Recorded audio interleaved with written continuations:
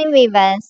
இன்னைக்கு நவம்பர் 11 சிறகடிக்க ஆசை சீரியல் என்னாச்சுன்னு சொல்லி பார்க்கலாம்க்கு முன்னாடி சேனல் சப்ஸ்கிரைப் பண்ணாதவங்க மறக்காம சப்ஸ்கிரைப் பண்ணுங்க. இன்னைக்கு என்ன அப்படின்னு சொல்லி பார்த்தீங்கன்னா, அண்ணாமலை இங்க வந்து விஜய் கிட்ட வந்து பேச வர்றாருல. அப்போ விஜய் வந்து ரொம்ப ஸ்ட்ராங்கா இருக்காராங்க. நான் வந்து கேஸ வாபஸ் வாங்க மாட்டேன் அப்படின்னு. அப்படியே வாங்கணும்னா முத்துவும் மீனாவும் வீட்டை விட்டு வெளியில போகணும் அப்படிங்கிற மாதிரி சொல்றாங்க. அப்ப அண்ணாமலை என்ன சொல்றாருன்னா, புடிவாதமும் ஒரு வகை நோய் தான் அப்படின்னு சொல்லிட்டு வீட்டுக்கு வந்துடுறாரு. வீட்டுக்கு வந்து எங்க வீட்ல சொல்றாரு. இவர் கரெக்ட்டா அண்ணாமலை பேசிட்டு வெளியில வரும்போது, மனோஜும், ரோகிணியும் வராங்க. "நீங்க எதுக்குப்பா இங்க வந்தீங்க?" அப்படின்னோனே, "அதான் அந்த கேஸ வாபஸ் வாங்க கேட்க வந்திருக்காருடா" அப்படின்னு விஜயா சொன்னோனே, "நீங்கன்னா வாங்காதீங்கம்மா" அப்படின்னு சொல்லிட்டு இங்க வேற மனோஜ் இவங்க அம்மாவ ஏத்தி விட்டுட்டு இருக்கிறாரு.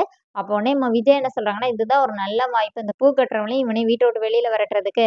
அதனால நான் எப்படி அவங்கள வீட்ட விட்டு வெளியில விரட்டாம அங்க வரவே மாட்டேன்" அப்படிங்கிற மாரி சொல்றாங்க.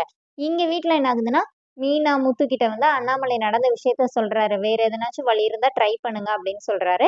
இப்போ ஸ்ருதியும், ரவியும் வந்து மீனா கிட்ட மன்னிப்பு கேட்கறாங்க. இந்த மாரி இத பத்தி நாங்க டிஸ்கஸ் பண்ணும்போது தான் எங்களுக்கே புரிஞ்சுச்சு. அம்மா அன்னைக்கு அப்படி பேசுனனால தானே சத்தி அந்த மாரி பண்ணுனா அப்படிங்கிற மாரி அவங்க 2 பேரும் மீனா கிட்ட வந்து சாரி கேட்கறாங்க. அப்போ முத்துவும் மீனாவும் போய் அந்த லாயர போய் பார்க்க போறாங்க. அவர் என்ன சொல்லிடுறாருன்னா, ரூ. 5,00,000 வேணும் இந்த கேஸ்க்கு. வேற வழியே இல்ல.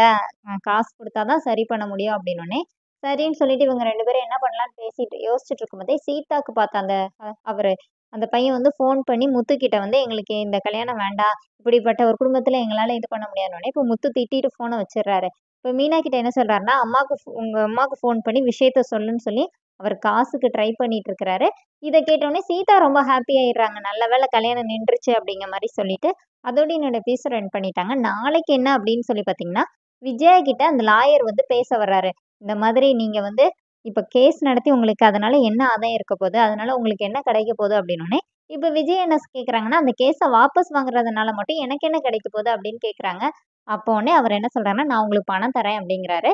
இப்ப விஜய் அப்படியே ஷாக் ஆகி உட்கார்ந்துருக்காங்க. அதோட என்னோட எபிசோட் ரன் பண்ணியிருக்காங்க. Thank you.